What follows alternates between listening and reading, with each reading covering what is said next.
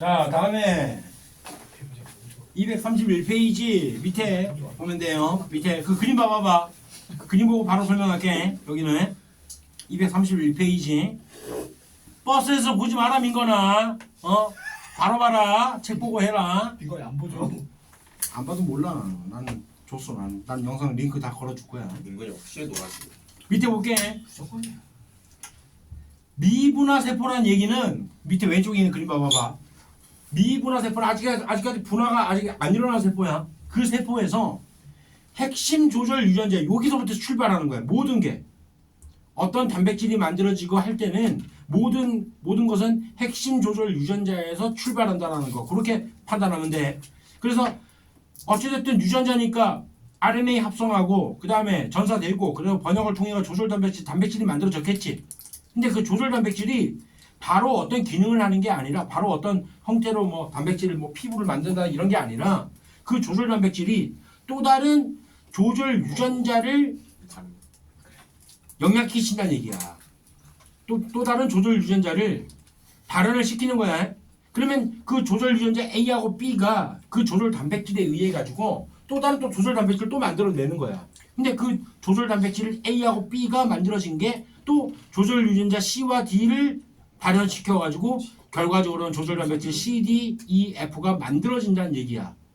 그런데 이렇게 단계적으로 피라미드 형태로 만들어지는데 그때 가장 상위에 있는 유전자가 바로 핵심 조절 유전자야. 아주 중요한 표현이야. 이 핵심 조절 유전자. 이 말 뜻. 유전자를 발현을 시키는데 그 발현시키기 위해서는 진핵생물이야 이게. 진핵생물에서는 이런 핵심 조절 유전자 발현이 돼야지만이 하위의 조절 유전자를 발현시켜가지고 연속적으로 발현시켜가지고 그래서 마지막에 단백질이 생성돼서 세포가 분화하게 된다는 얘기를 그렇게 알아두면 돼요. 핵심 조절 유전자. 그렇게 파악하면 돼. 그 다음 두 번째 거는 거꾸로 갈게. 마이오신 필라멘트, 액틴 필라멘트 생명과학 원할 때 들어봤잖아. 근수축할 때 나오는 거. 그걸 만드는 방법이 이렇게 된다는 얘기야. 봐봐봐. 위에 오른쪽에 있는 것부터 거꾸로 갈게. 마이오신과 액틴이 만들어졌지. 만들어지려면 어떻게 돼야 돼? mRNA 전사 당연히 이루어져야 되겠지. 그러면 거기 있는 유전자가 마이오신을 발현시키는 유전자와 액틴을 발현시키는 유전자가 걔가 발현되기 위해서는 어떻게 된다? 다른 전사인자가 전사 촉진을 시키는 거야. 전사 촉진. 다른 전사인자로 나와 있는 부분이. 근데 다른 전사인자 또한 단백질이란 말이야. 당연히 mRNA 전사가 돼야 돼. 근데 그 전사될 때 당연히 유전자에서 전사되겠지. 그것이 조절 유전자에서 전사되는 거예요. 조절 유전자. 그런데 조절 유전자에서 그렇게 다른 전사인자를 발현시키려면은 또 어떻게 된다고? 그것이 마이오디 단백질인데 그 마이오디 단백질이 마이오디 유전자에서 만들어진다는 얘기야. 그러니까 액틴 필라멘트와 마이오신 필라멘트가 만들어지는 과정이 이런 과정으로 만들어진다는 얘기예요. 마이오디 유전자. 마이오디랑 마이오신이랑은 다른 거예요? 그러니까 최종적으로는 마이오신을 발현시킨다고 생각하면 돼. 그러니까 마이오디 유전자가 어떻게 된다는 얘기야. 그게 최고 선봉이 있으니까 핵심 조절 유전자가 되는 거지. 됐나요? 그래서 마이오디 유전자가 발현되고 마이오디 단백질이 만들어지면 그 마이오디 단백질은 조절 유전자에 결합을 해서 조절 유전자를 또 발현시킬 수 있고 그렇게 해서 조절 유전자에 의해서 발현된 다른 전사인자가 마이오신 유전자와 액틴 유전자를 발현해가지고 마이오신과 액틴이 만들어진다는 얘기야. 그러니까 이것이 우리가 단순하게 그냥 유전자에서 RNA 전사하고 그 다음에 거기서 번역을 통해서 단백질을 만들어내서 어떤 형질이 뭐 결정되고 이런다는 얘기가 실제로는 어떻게 된다고? 이렇게 단계적으로 일어난다는 얘기를 하는 거야. 그 단계적인 최고 선봉장이 뭐라고? 핵심 조절 유전자라고요. 됐지? 그래서 핵심 조절 유전자가 중요하겠지. 이 부분에 도른변이가 생겨버리면 다 끝나버리는 거지. 맞지? 뭔 얘기인지 알겠지? 그렇게 단계적으로 만들어진다. 우리가 지금까지 알고 있는 건 단순하게 그냥 유전자에서 어떤 mRNA 전사되고 그 다음에 번역을 통해 단백질을 만들면 끝나는 줄 알았는데 사실은 그런 단백질들이 어떻게 된다고? 핵심 조절 유전자에 의해서 발현이 되게 되면은 그 단백질들이 또 다른 전사인자 역할을 해서 전사를 시키고 그럼 또 생성된 또 단백질이 또 다른 유전자를 또 전사 촉진을 시키고 그렇게 단계적으로 간다는 얘기야. 됐지? 뭔 얘기인지? 그렇게 하면 파악을 하면 됩니다. 거기 이제 구체적인 실례가 이제 다음 페이지에 나와 있는 거야. 보세요 한번. 다음 페이지에 있는 거. 다른 거 없어요.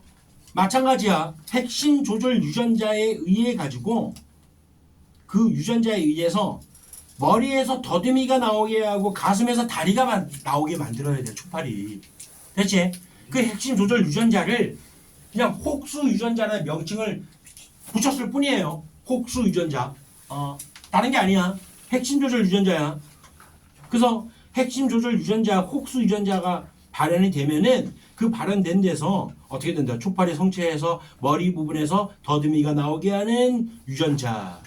그 다음에 가슴에서 다리가 나오게 하는 유전자. 두 가지 형태의 유전자가 발현을 시켜서 어떻게 한다고요? 제대로 된 위치에 머리에서 더듬이, 다리에서 가슴에서 다리가 만들어지게 만든다는 얘기야. 좀 징그럽게 생겼는데. 그런데 만약에 다리를 형성하는 부분에 문제가 생긴다든가 그다음에 더듬이를 형성하는데 문제가 생겨버리면은 어떻게 된다는 얘기야. 머리에서 다리가 나오고 실제 그런 현상이 생기는 거야. 그런 초파리를 실제 만들어내요. 연구를 위해서 그렇게 만들어내는 거야. 머리에서 다리 나오면 아프지 않아? 머리에서 그렇지. 그러니까 그렇지. 머리에서 다리가 나오게 만들어요. 아플 실제. 것 같은데.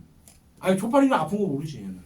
아픈 걸 몰라요? 얘는 모르지. 얘는 자기가 유전자대로 발현이 된 거니까.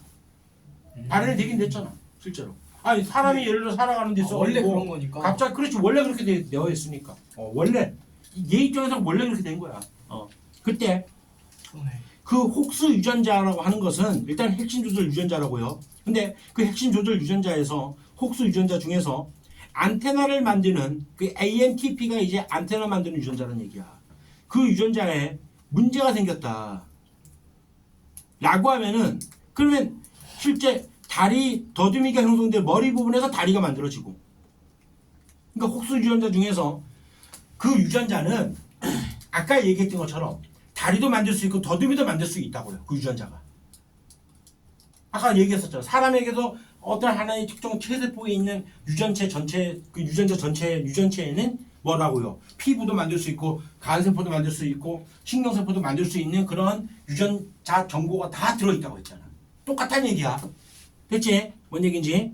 그래서 혹수 유전자 중에서 안테나 유전자는 다리 형성에 관여하고 그다음에 UBX 유전자가 읽을 때 UBX라 그래요. UBX 유전자는 평균곤에서 뭐냐면 이건 초파리가 날 때 균형을 잡아주는 역할을 해요. 실제로. 날개가 있다고 그냥 막 나는 게 아니라 균형을 잡으면 날아야 될 거 아니야. 그렇게 해주는 역할을 해주는데 그런 관여하는 거에서 예를 들어 안테나 유전자의 도르면에 생기면은 더듬이가 형성돼. 부분에 다리가 만들어지고요. 그 다음에 UBX 유전자의 도르면에 생기면 평균곤이 즉 그게 제대로 된 위치에서 만들어져 있는데 거기서 도르면에 생겼으니까 날개가 오히려 생기는 거예요. 그렇게 된다는 얘기입니다.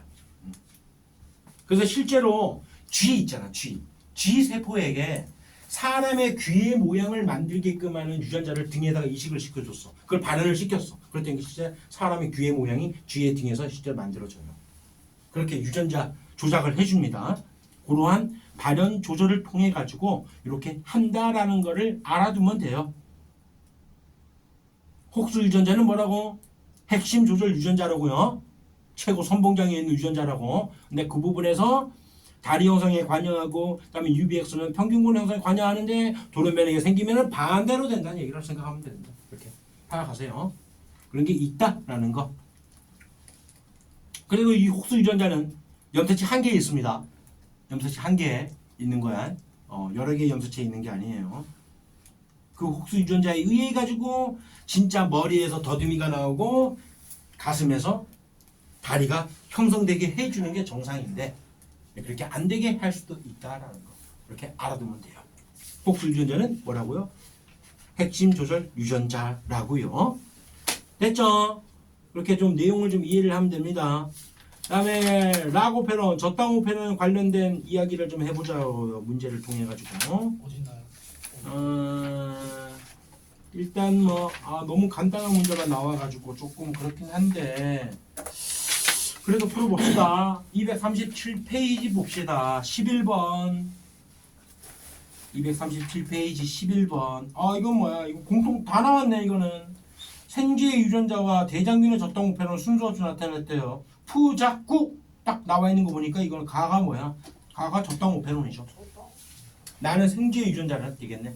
생쥐의 유전자도 어쨌든 진핵세포니까 아까 얘기했던 원거리, 근거리 기억나죠? 전사, 기지, 복합체 그런 용어들이 들어가야 되는 거야. 그러면 가는 대장균의 적당 우편론, 라고편론 맞고요. 가의 작동 부위에는 단백질이 결합할 수 있다. 아까 얘기했지. 억제 단백질 결합한다고. 가와 나의 프로모토의 전사기지 복합체는 뭐만 얘기해야 돼? 진핵세포만 얘기해야 돼. 생쥐, 나만 해당됩니다. 틀렸어요. 나에서 전사인자는 프로모터 상단부의 DNA에 결합한다. 어떻게 된다 했어?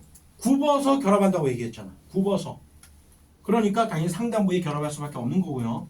가의 구조 유전자와 나의 유전자 X는 RNA로 전사되는 부위이다. 그렇지. 이 RNA로 전사되는 부위를 전사를 시킬지 말지를 어떻게 된다고? 프로모터의 RNA 중화배소가 결합하든가 아니면 프로모터의 나의 경우에는 전사 복합체가 결합하든가 전사 게시 복합체가 결합하든가 그 차이가 되는 거야.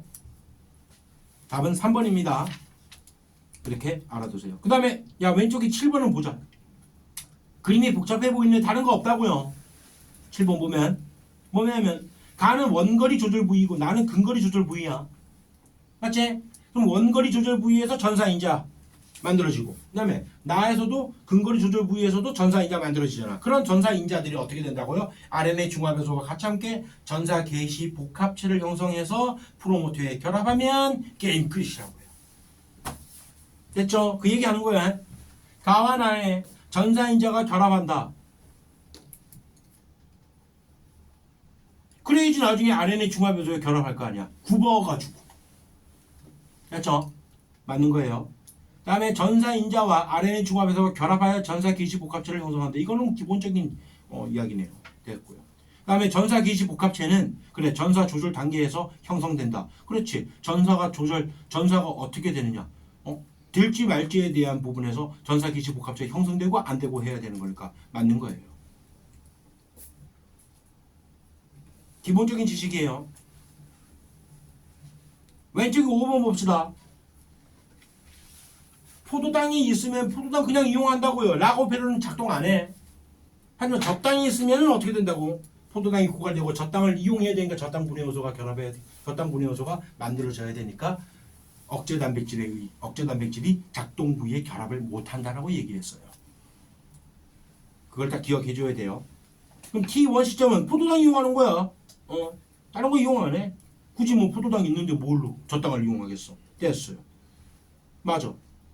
T1에서 젖당 우편에는 구조 유전자가 활발하게 전사가 되면 이 말은 뭔 말이야? 젖당 우편에는 구조 유전자가 활발하게 전사된다는 얘기는 젖당을 분해하는 분해 효소가 락토스라 그래요. 그런 락토스가 만들어져야 되는데 그게 아니잖아. 굳이 그럴 필요 없잖아. 틀렸고요. T2에서는 보니까 포도당 고갈 시점이 됐는데도 불구하고 대장균의 숫자는 계속 올라가지. 그 다음 젖당 분해 효소 양도 올라가지. 그 얘기는 포도당이 고갈돼서 이제 젖당을 분해해서 살아가는 기작이 일어나는 거니까 그리고 억제 단백질은 무조건 만들어진다 했잖아. 젖당이 있든 없든 관계없다고. 기본 지식이죠. 그래서 답은 기억만입니다. 이 정도 수준의 문제를 했는데 문제 난이도는 굉장히 쉽습니다. 그쵸? 야 오히려 앞에 페이지 235페이지 봐봐라. 235페이지에 4번 문제. 민건이 니도 봐라 같이. 235페이지 4번 문제. 보자. 대장균은 젖당 우편론 구조를 나타냈대요. 그래 딱 보니까 작동 부위 앞에 있는 니은이 프로모터가 될 것이고 기억은 조절 유전자가 될 것이네요. 됐죠? 조절 유전자에서 억제 단백질을 만들어내는 기작이 일어나고 프로모터에는 RNA 중화 효소가 이제 결합하면 게임이 끝난다고 했어요. 여기서는 전사 게시 복합체를 말씀은 안 되는 거야. 됐어요? 그러면 근데 문제에서 묻는 건 뭐냐면 기억 부분이 결실됐대. 그러면 조절 유전자 부분이 결실됐다는 얘기는 억제 단백질을 제대로 만들어지지 못한다는 얘기가 되겠네요. 원래 계속 만들어내는데 젖당 있든 없든 됐지? 그럼 억제 단백질이 안 만들어지니까 어떻게 될까? RNA 중합소가 프로모터에 결합할 수 있겠지. 안 만들어지니까요? 그렇지. 안 만들어지니까 결합을 하죠. 그렇지. 아니죠. 그러니까 계속 구조유전자 발현이 계속 되겠지. 저땅 분해여서 계속 만들겠지. 계속 만들죠. 그렇지. 상상되지? 됐어요. 그런 얘기야. 일단 1, 2, 3번은 포도당은 없고 젖당이 있는 베이지를 배요. 아, 젖당만 있대요. 젖당만. 그러면 이 생각을 해야 돼. 젖당만 있으니까 젖당이 세포 속으로 들어가서 젖당 유도체가 될 거 아니야. 어? 그림 떠오르나? 젖당 유도체가 억제 단백질에 결합을 하게 되지. 맞지? 그러면 결합하면 이런 억제 단백질이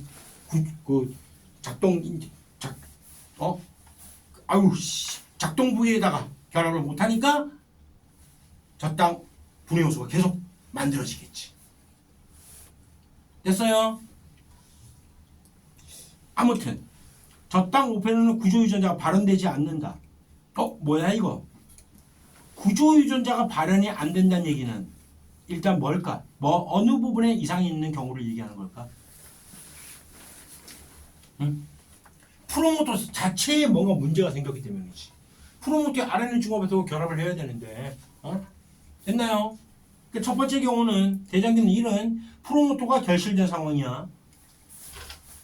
다음에 2번에 젖당 5편은 구조유전자가 발현됐대요. 정상 상태지 뭐, 정상 상태.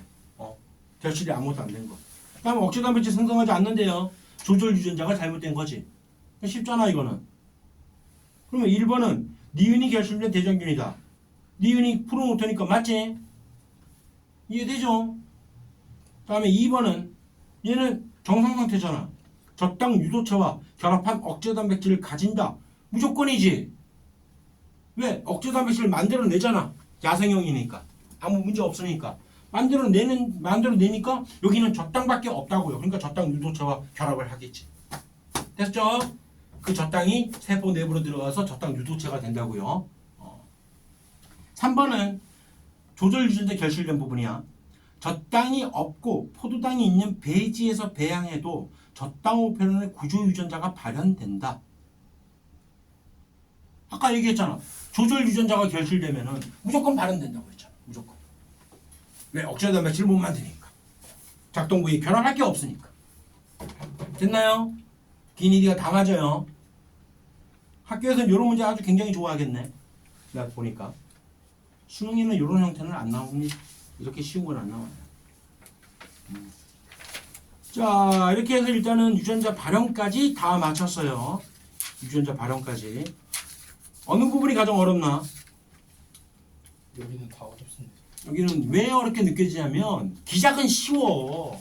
그렇잖아. 여기는 괜찮은데 그 그러니까 앞에 전문적인 기작을 하는 게 아니잖아. 근데 용어적인 게 어려워서 그래. 용어적인 게 어려워서. 그렇잖아. 용어가 처음 듣는 용어가 나오니까.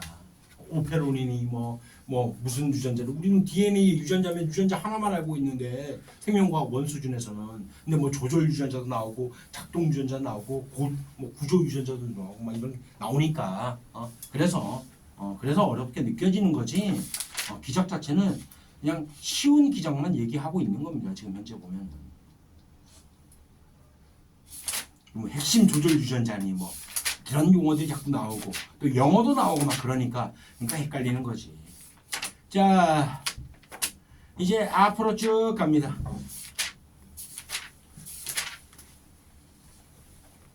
앞으로 쭉 가세요. 딱 예상한 대로 진도가 나가고 있습니다.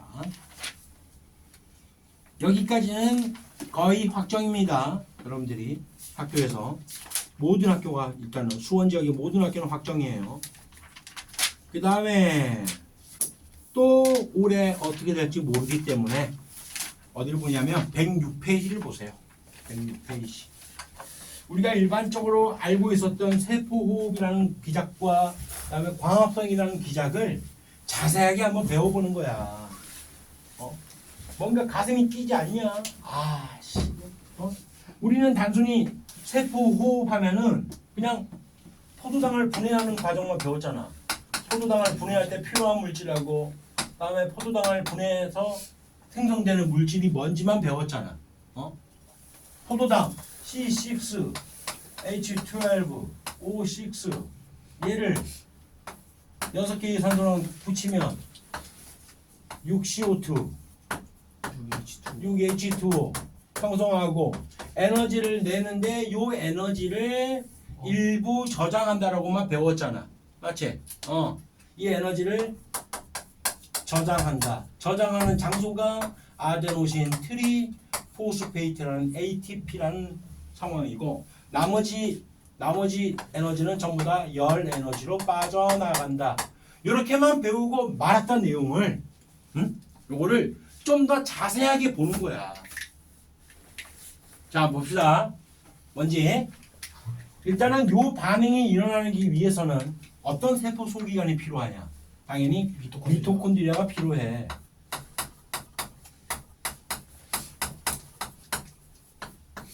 항상 이제 생명과학 2에서는 생긴 모양을 먼저 봐야 돼. 미토콘드리아 생긴 모양. 이렇게 생긴 걸 당연히 알고 있죠. 그러니까 안에는 주름진 구조가 되어 있어요. 이런 주름진 구조를 우리가 뭐라고 불렀냐? 골지. 아니지. 내막이 주름진 구조라고요. 내막이. 이 주름진 구조를 우리가 어떤 형태라고 배웠었어. 세포의 구조와 기능할 때. 힌트. 기억 안 나나 그래서? 이러한 구조 자체를 우리는 그거 크리스티나 아닌데? 비슷해졌다. 크리스타 구조라고 해. 크리스티나는 그 롤인데. 야, 스타가 뭐야? 별이잖아, 스타 별. 크리스마스. 야, 크리스마스 생각해라. 아유, 진짜 별거 다 한다. 그 좋은 거구나. 지금 만들어냈다. 크리스마스 생각해라. 크리스마스의 스타야. 됐냐? 크리스타. 별걸 다 한다. 재영아, 너 때문에. 왜요? 크리스마스의 스타라고요. 저요? 됐냐? 잘 외워요. 크리스타. 크리스타. 됐냐? 됐다. 크리스타. 승환아, 됐다. 크리스마스의 스타. 크리스타.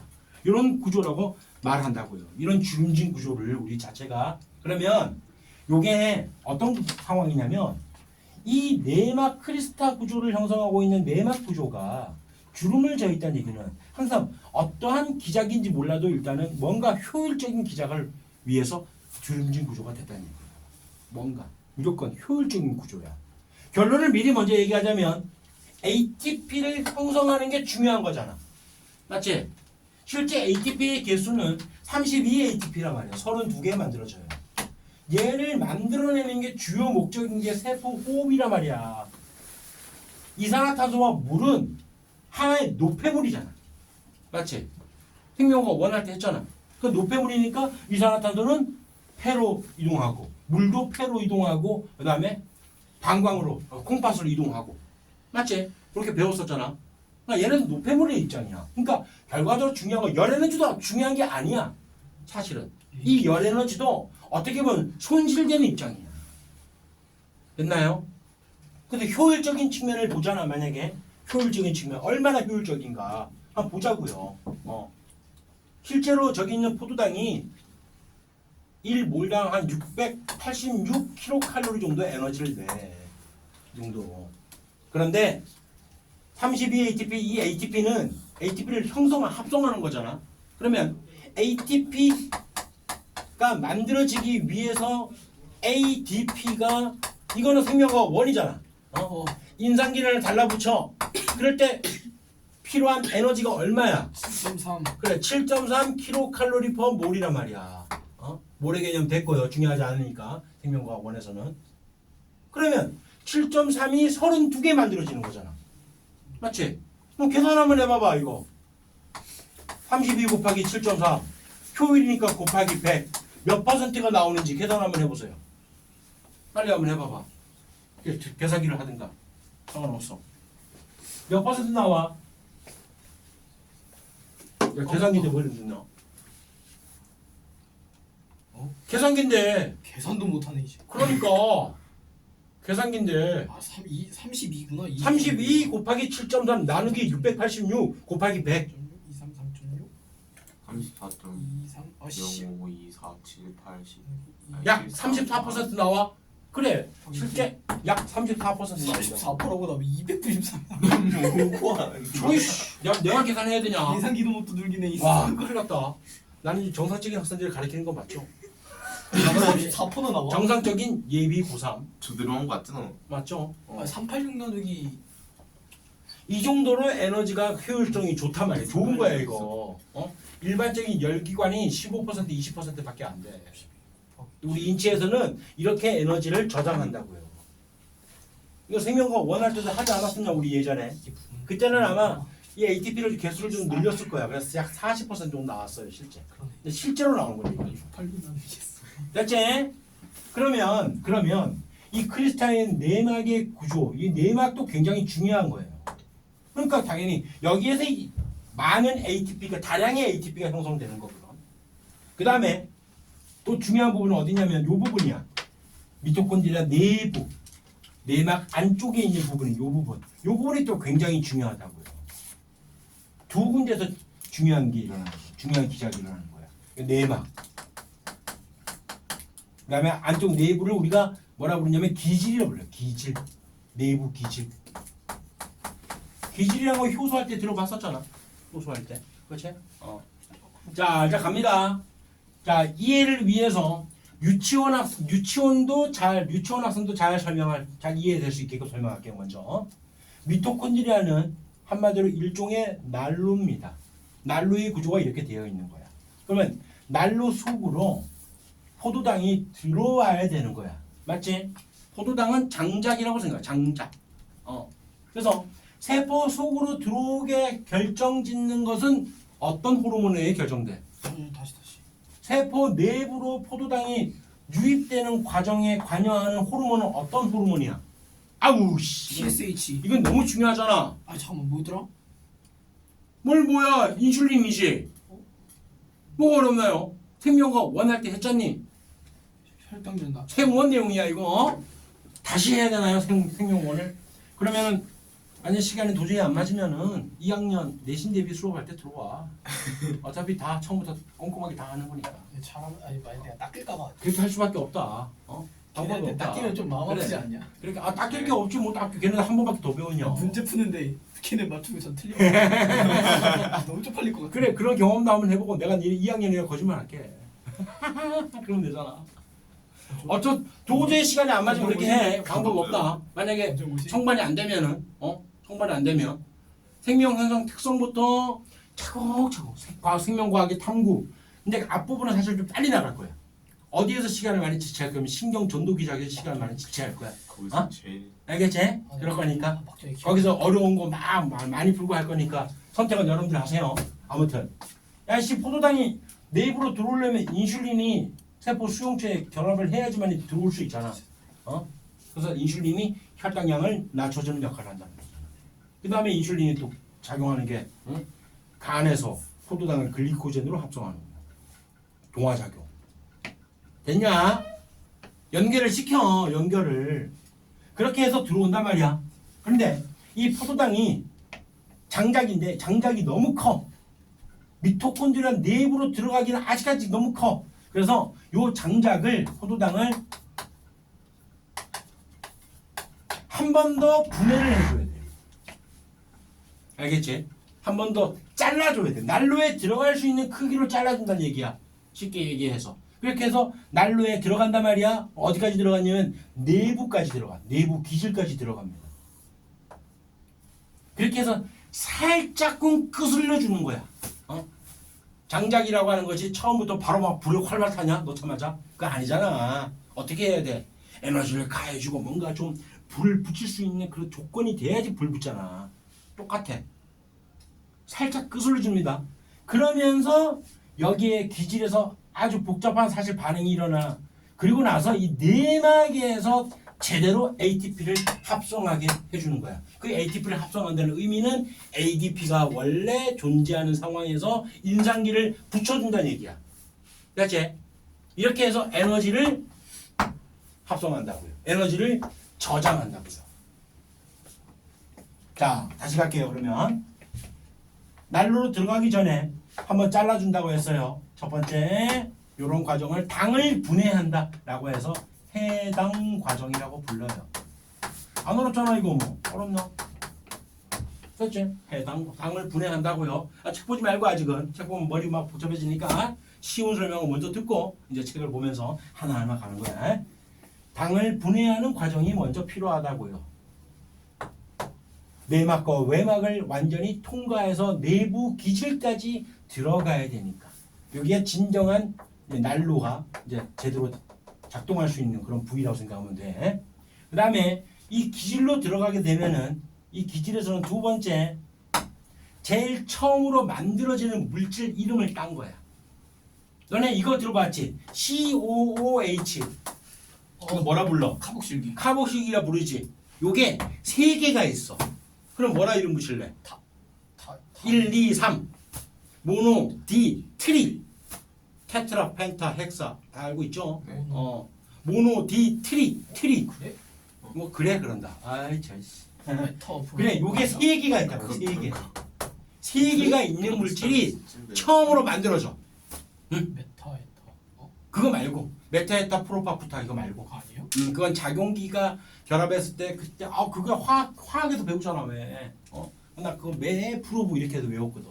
메타에타 프로파프타 이렇게. 근데 그거 말고 이거는 숫자를 셀 때 모노, 디, 트리, 테트라, 펜타, 헥사, sep타, 옥타. 노나. 옥타 들어봤지? 옥타. 옥택 규칙, 옥타곤. 그다음에 노나, 데카 이렇게 말하는 적도예요. 그래서 세 개가 있단 말이야. 그래서 세 개, 트리, 카복실기가 만들어지는데 얘가 산성이야, 맞지? 카복실 산성이야. 그래서 애시드 약자로 TCA라는 물질이 최초로 만들어지는 회로를 크레브스라는 사람이 연구해서 알아냈어. 그래서 크레브스 회로 또는 크랩스 회로라고 부르고, 그다음에 이 트리카복식 애시드가 너네 과자 먹을 때 보면은 과자다 크기 지금 너 먹는 거 거기에 시큼한 성분이 들어있지. 아이씨. 그래요? 거기 보면 카라멜 시큼한 성분 없냐? 달달하기만 하냐? 거기에 다 들어있는 게 뭐냐? 다 구연산이야. 구연산. 이를 뽀갈래. 이걸 구연산이라 불러요. 구연산. 알겠어? 구연산. 구연산. 이건 봤어요. 과자에 많이 있어요. 새콤달콤에 100% 들어있고 그런 것들이 다 구연산이야. 그게 트리카복식 애시드야. 여기 있다. 다른 말로 하면. 구연산. 보이지? 됐지? 그래서 구연산 회로라고도 말하는 거예요. 아무튼 트리카복식 애시드는 구연산이라는 물질이라고요. 됐죠? 그럼 TC의 회로를 돌려요. 이거 뭐야? 돌리면서 물질을 전환시키는데 중요한 건 이거야. 포인트는 이거야. 잘 들어야 돼.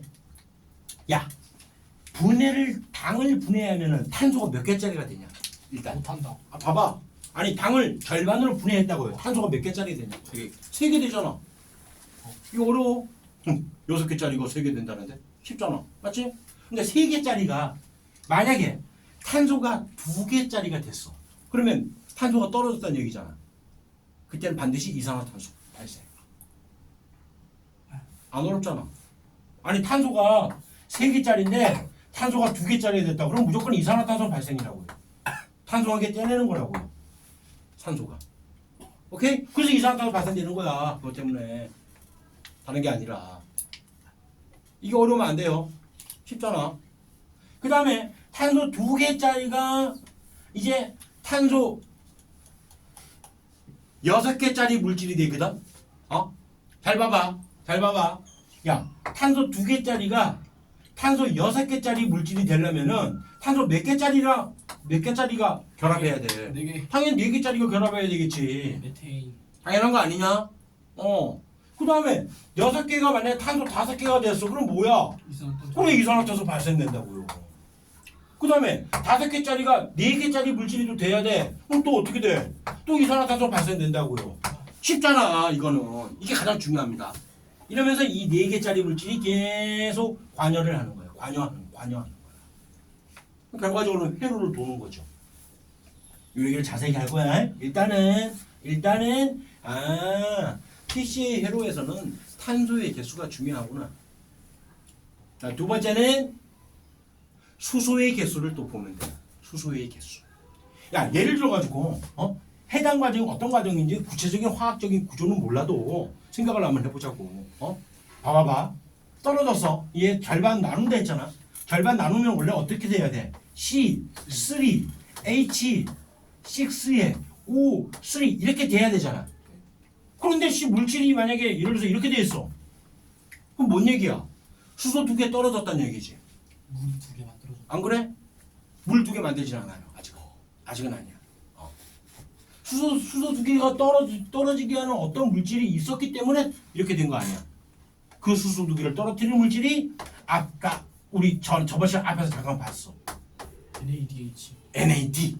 야, 이런 물질이야. NAD라는 물질. 얘가 수소를 뜯어내는 거야.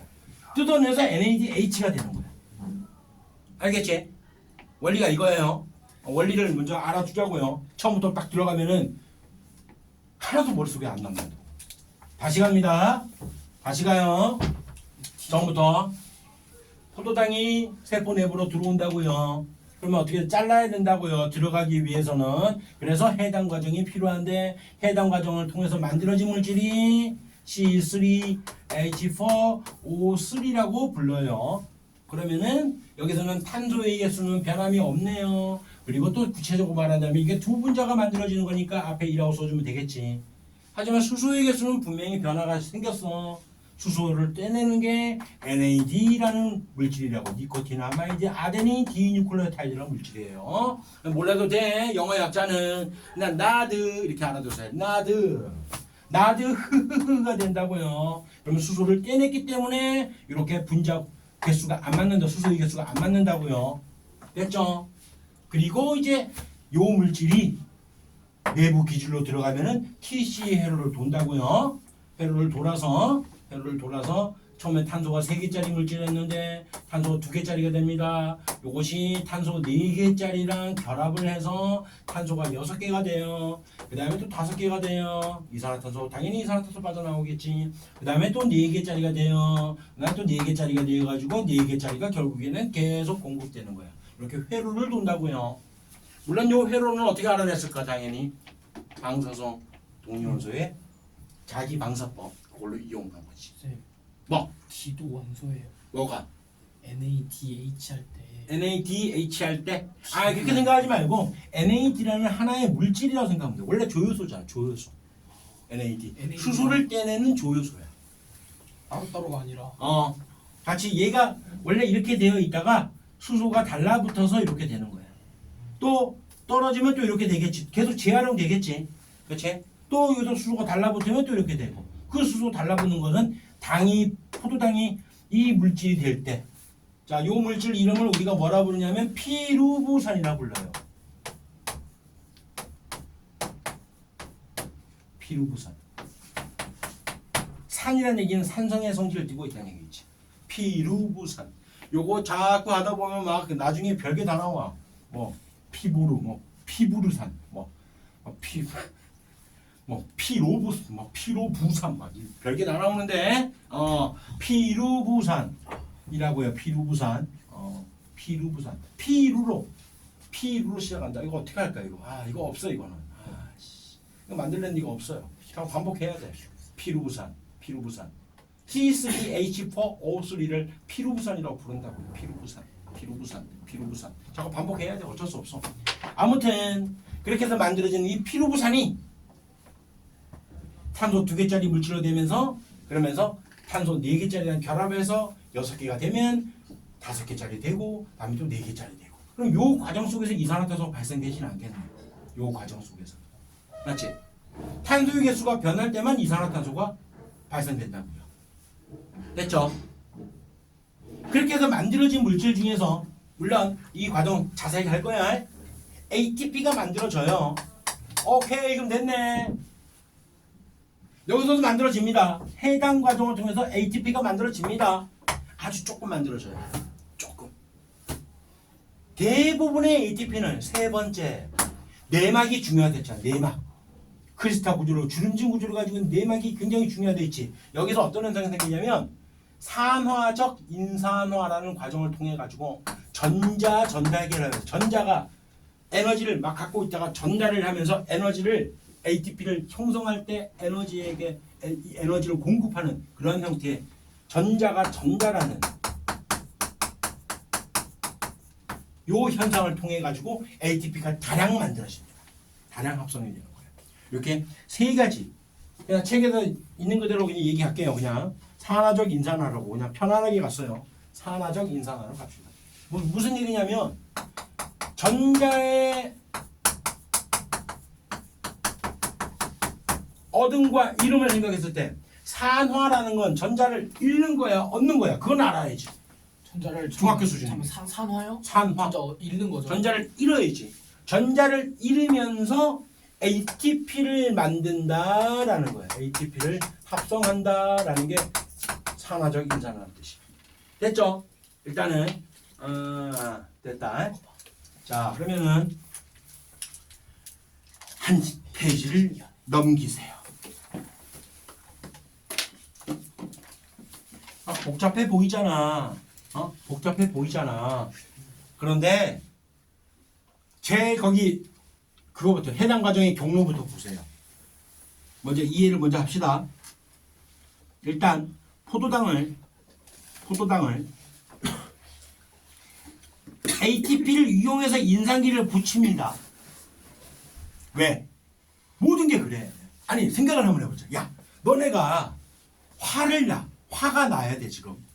누군가가 막 너희들을 화를 내게 만들어야 돼. 근데 가만히 지금 평온한 상태에 있는데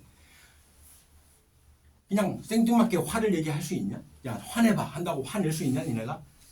안 되지. 내가 어떻게 해야 돼?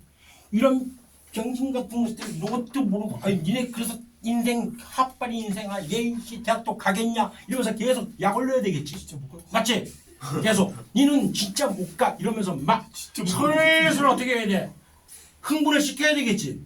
그리고 나서 화내봐 하면 아 선생님 뭐예요? 화를 나잖아. 안 그래? 울것 같은데요. 그래. 그 원리예요. 진짜 울것 같은데. 어떤 물질을 분해하는 게 화내는 과정이라 생각하면 돼. 요거보다 더 쉬운 설명은 없다 진짜. 열 방출. 그러니까 어떤 물질을 분해를 시키려면 화내는 과정이라 생각하면 되는 거야. 그럼 거기다가 어떻게 해? 에너지를 슬슬 약 올려야 되잖아. 슬슬 막 갈궈야 되잖아. 맞지? 기선대결 때리든 머리를 확 쥐어맞고 도망가든 그래야지 화가 쉽게 날 거 아니야. 똑같아.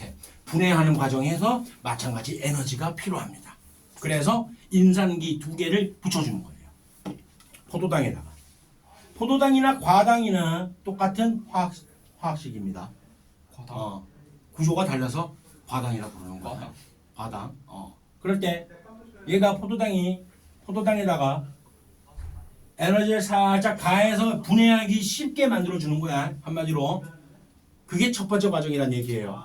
그래서 ATP를 먼저 공급을 하는 거야. 됐지? 근데 보니까 2개의 인산이 붙어 있잖아. 과당 2인산이라고 부르지. 탄소의 수는 안 변했습니다. 됐지? 그렇기 때문에 과당 2인산이니까 인산기를 2개를 붙이니까 ATP가 2개가 필요한 거지. 당연한 거지. 그렇게 해서 살짝 흥분을 시켜줬어. 그러면 이제 분해하기 쉽다고요. 에너지 수준을 끌어올리는 거야. 한마디로 얘기해서. 일종의 활성화 에너지 개념이라고 볼 수 있습니다. 분해하기 위해서는 활성화 에너지가 반드시 필요하니까. 사실은 아무튼 그렇게 해서 2개로 분해가 되는 겁니다. 인산기가 하나 달라붙어 있는 상태로 분해가 됐죠. 그치? 그 상태에서 이제 NAD 플러스라는 녀석이 그 물질이 조효소가 수소를 떼내는 역할을 해줘. 한마디로 과당 2인산에서 분해가 된 물질 2개가 그 경계선에 있는 거 봐봐봐. 경계선에 있는 두 물질 분해가 됐어 일단. 그치? 그 다음에 수소를 떼냅니다. 각각 하나씩. 그리고 인산기가 공급돼. 인산기 공급은 당연한 얘기예요. 이제는 일종의 분해 과정이 일어나기 위해서는 에너지를 가해야 된다라는 거. 됐지? 그렇게 해서 인산기 공급과 그다음에 수소를 떼내는 작용이 일어나고 나면은 그러면 그 인산기에 2개가 붙어 있는 피루부산에 인산기 2개가 붙어 있는 형태가 되잖아. 맞지? 그 다음에 거기 있는 인산기를 떼냅니다. 누가? ADP에 인산기가 달라붙으면서 인산기 2개씩 떨어져. 그러면 두 번째 단계를 보니까 제일 마지막 단계를 보니까 피루부산 만들어지기 전 단계를 보니까 ATP가 몇 개씩 떨어져? 2개. 2개씩 떨어져서 4개 떨어지지. 맞지? 하지만 최초에 이 ATP가 사용됐던 과정이 있었잖아. 제일 처음에 흥분시키는 과정. 맞지? 있었네. 그러니까 두 개가 생성되는 게 쓰는 게 아니라 최종적으로. 이해돼요? 뭔 얘기인지? 이 해당 과정이라는 게 다시 한번 생각해 보면은 그런 거구나.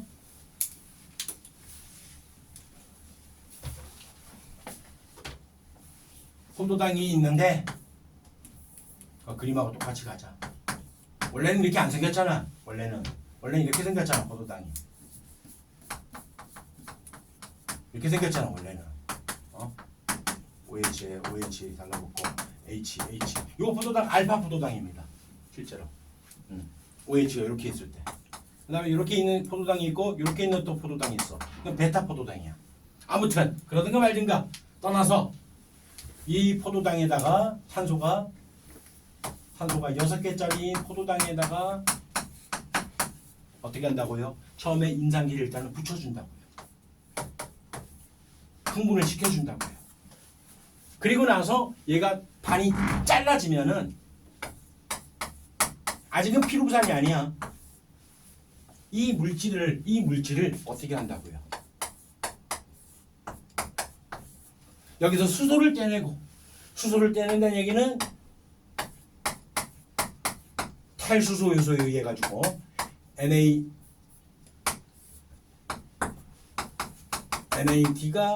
NADH가 되고, 그리고 또 수소 이온이 또 유리가 되거든. 떨어지거든. 그래서 이렇게 써놓는 거야. 아무튼 이렇게 되고요. 그 다음에 여기 있는 이 인산기를 아직은 떨어뜨리면 안 되지. 그대로 붙어 있죠. 이 상태에서 여기서 인산기를 또 붙인다고요. 인산기를 붙였다는 의미는 바로 무슨 얘기다? 바로 그냥 ATP가 ADP로 되면서 공급된 거지. 이 과정 속에서 전부 다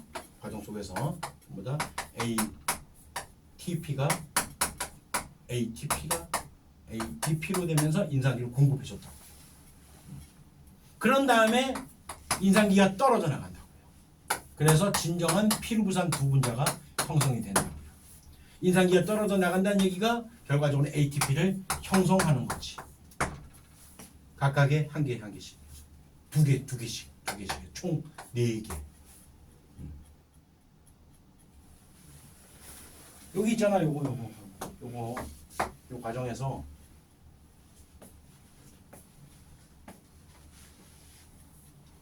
인산기가 그냥 들어가는 요 과정에서 왜냐면 ATP 사용하면 안 되니까 이거 아니에요.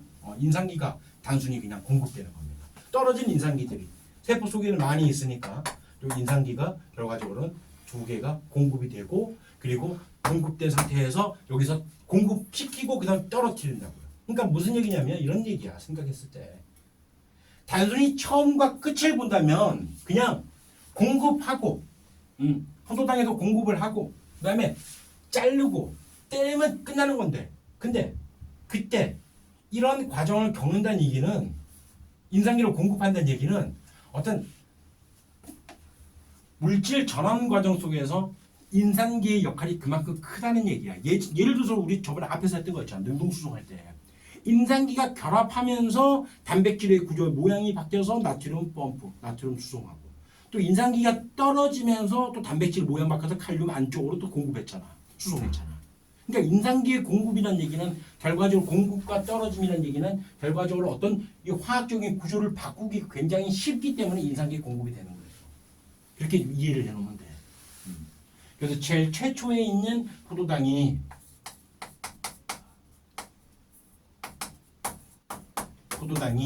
이러한 과정을, 전체적인 과정을 거쳐가지고 피루부산을 형성을 하면은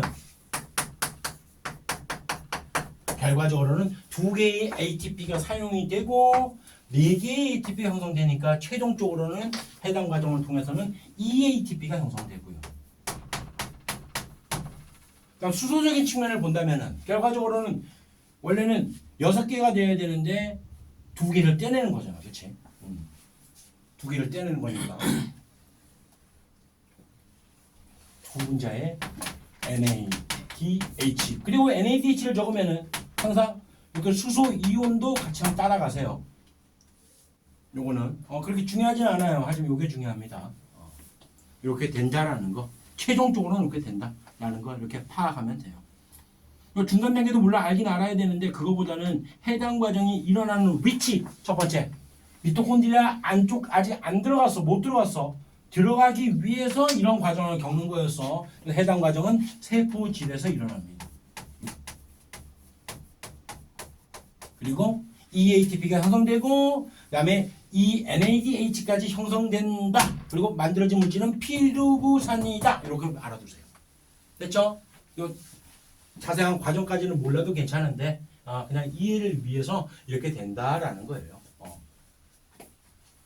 그래 이렇게 만들어진 피루부산이 이제 어떻게 될까 이제 C3H4O3가 이제는 들어가겠지. C3H4O3 피루부산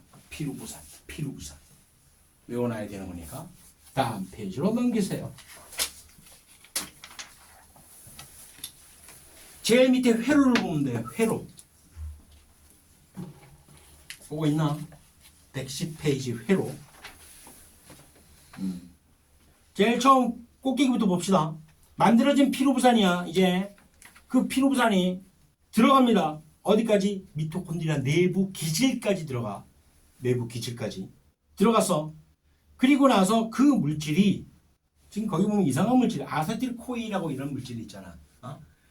이런 걸 자꾸 뭐랄까 중요하게 생각하지 말고 이렇게 생각하면 돼.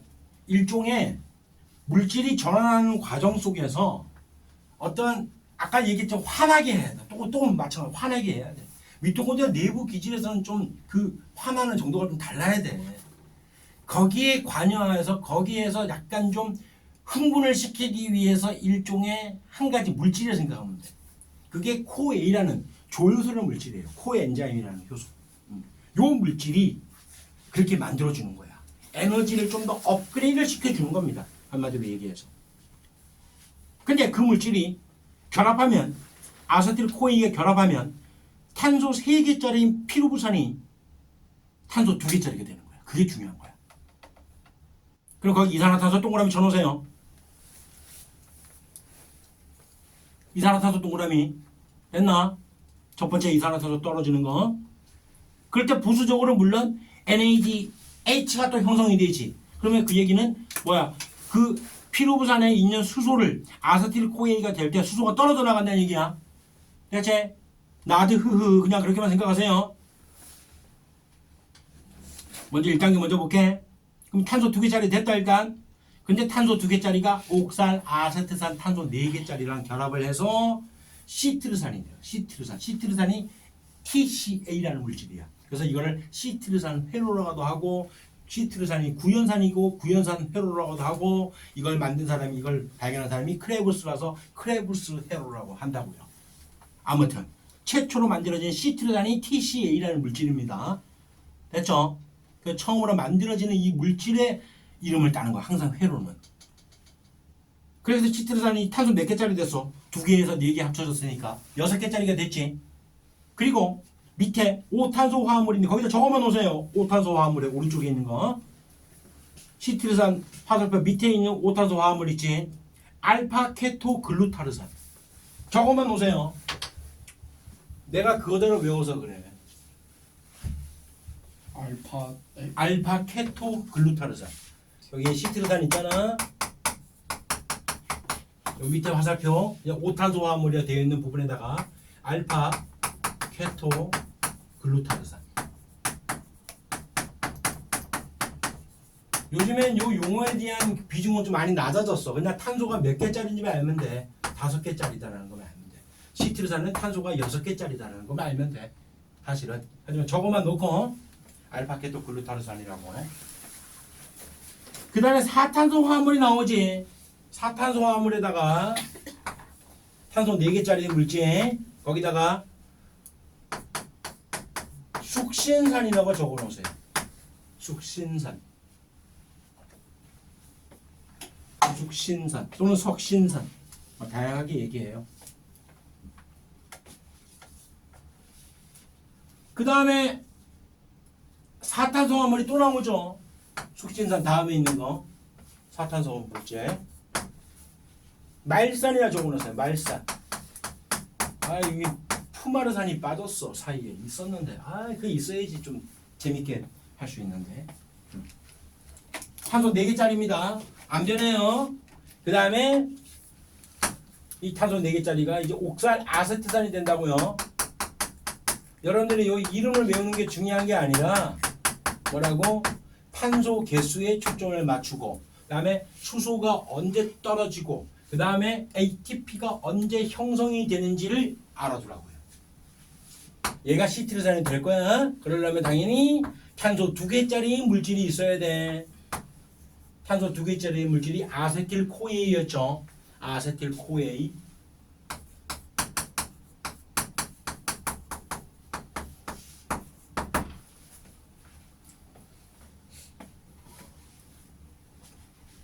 일단 이산화탄소 발생. 아세틸코에이는 만들어지기 위해서 그 전에 뭐였었어? 피루부산이었지. 바로 쓸게요 그냥 이거는 C3H4O3 피루부산이 아세틸코에이가 되는 거야. 자, 이산화탄소 만들어지는 것부터 먼저 써볼게요. 보세요. 탄소가 3개에서 2개로 됐네요. 쉽잖아 이거. 얼마나 쉽냐. 이산화탄소. 동그라미 쳐놓으세요. 됐고. 그 다음에 6개, 5개. 쉽잖아. 이산화탄소 떨어지는. 동그라미 치세요. 시티르산에서 알파케토 글루타르산 될 때 5탄소 물질이 될 때 이산화탄소 떨어져 나온다고요. 동그라미 쳐놓고. 그 다음에 또 마찬가지로 5개에서 4개 되니까 당연히 이산화탄소 떨어져 나오겠지. 됐나? 동그라미 쳐놓고. 그러면 이산화탄소 몇 개 만들어졌니? 3개 만들어졌지? 맞지? 맞나요? 3개 만들어졌지? 근데 이 피루부산이 몇 분자가 한 분자가 이렇게 될 때, 한 분자가 TCA로 돌 때 3개 만들어지니까 얘가 2분자잖아. 한 번 또 돌겠지, 다른 분자가. 총 6개 만들어지지. 맞아, 빠라빠라 여기 있잖아. 6개 만들어지잖아. 됐죠? 원리 이해되겠죠? 일단. 그 다음에 ATP 만들어지는 거 표시할게요. ATP. 딱 한 군데만 알면 돼. 야, 이걸 생각해봐. 야, 수신대. 재영아, 수신대.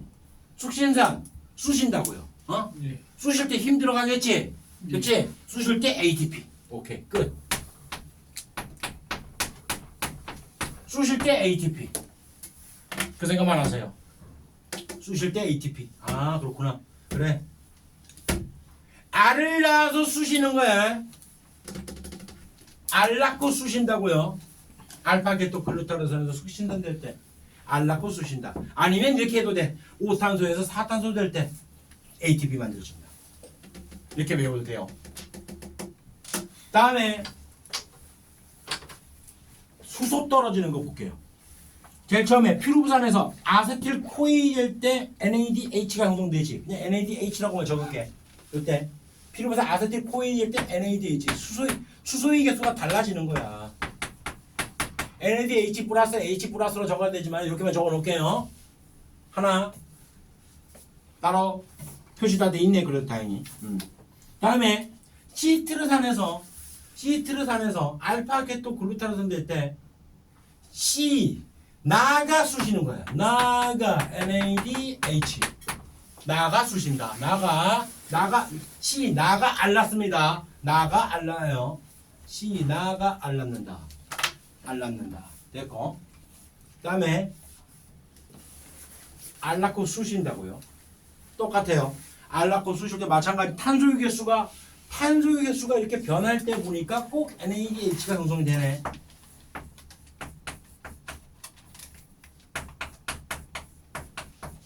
그렇네. 봐봐, 맞지? 탄소 개수가 변할 때는 무조건 NADH가 형성되네. 그 다음에 5탄소화물 알파게토 글루타르산 숙신된 때도 마찬가지야. 그러니까 여기 있는 요 알파게토에서 4탄소인 숙신산이 만들어질 때는 ATP와 NADH와 이산화탄소 다 만들어지네요. 중요합니다. 요거 보이나요? 3개 다 만들어집니다. 난 지금 3개밖에 안 할 거야. 이산화탄소 발생과 수소의 NADH의 발생과 그러니까 수소를 떼내는 발생, 그 다음에 ATP를 만드는 과정까지 밖에 안 붙거란 말이야. 3개만 붙거라고. 근데 알파케토 글루타르산에서 숙신된 때 5탄소에서 4탄소가 될 때 3개의 물질이 다 형성이 되네요. 맞지? 됐지? 그 다음에 이제 숙신산 4탄소 물질에서 말산될 때 요 과정에서는 수소를 떼내는 조효소가 바뀝니다. 다른 조효소가 되는 거예요. 플라빈, 아마이드, 아데닌, 디뉴클레오타이드는 파드, 그냥 나드, 파드 이렇게 알아두세요. 나드, 파드. 이 파드가 떼낸다고요, 수소를. 이렇게 생각하세요. 수소의 개수가 변했기 때문에 그런 상황이 생겼구나. 탄소 개수는 변하지 않구나. 그럼 끝났지 뭐. ATP는 하나니까. 나드, 파드. 말 타고 쑤시니까 파 하고 말 타고 갑니다. 쑤시니까 내가 누가 어떻게 써? R을 나와. C 나가 R 나왔어요. 나가 쑤십니다. 쑤시니까 당연히 ATP. 그랬더니까 파 하고 말 타고 옥살이를 하러 가요. 이렇게 알아두면 됩니다. 그때 마찬가지 옥살이 하러 갈 때도 마찬가지 나더라고. 누가? 파하고 말 타고 나가 옥살이를 간다고. 그냥 이렇게 알아두면 되지. NADH가 안 만들어지는 곳만 알아두면 되겠지. 왜? 화장실 아 갔다 와. 씨. 엄청 중요합니다. 엄청 중요해. 여기까지 살짝 끊죠.